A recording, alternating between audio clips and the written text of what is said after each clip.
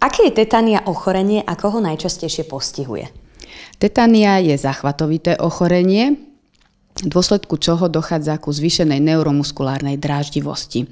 Dôsledkom toho dochádza ku zvýšenej dráždivosti a stimulácii periférneho aj centrálneho nervového systému a dochádza ku disbalancii elektrolitov v ľudskom organizme. Prečo sa týka najmä mladých ľudí? Je to ochorenie rýchleho životného štýlu, čiže prevažne mladí ľudia sú pod stresom. Stres ako taký spôsobuje zmeny aj v dýchaní, ako človek reaguje na stres, dochádza ku hyperventilácii. A hyperventilácia je práve jednou zo základných symptómov tetánie. Ako sa tetánia prejavuje a ako sa diagnostikuje? Prejavuje sa tou hyperventiláciou, ktorú som mu spomínala, čiže dochádza ku zrýchlenému, hĺbšiemu dýchu.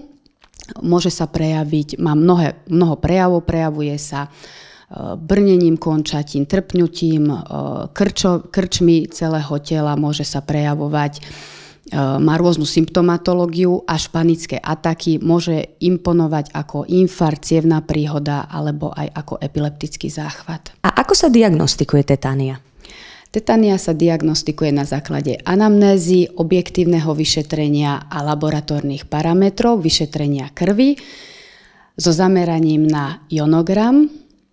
Ďalej odosielame pacienta aj na neurologické vyšetrenie, kde sa doplňa elektromyografia, hyperventilačný test, prípadne ostatné už špecifické vyšetrenia.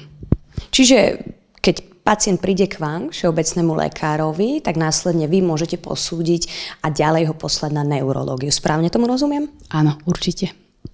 Ako sa tetánia lieči a či sa vôbec dá vyliečiť?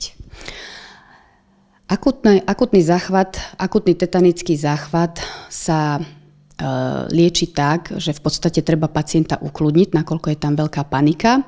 Je dôležité zamerať sa na dýchanie, upokojiť dýchanie, prípadne sa podávajú elektrolyty aj do žily, ako napríklad magnézium. A dlhodobo prevencia je v podstate eliminácia spomínaného stresu a vyvolávajúcich faktorov.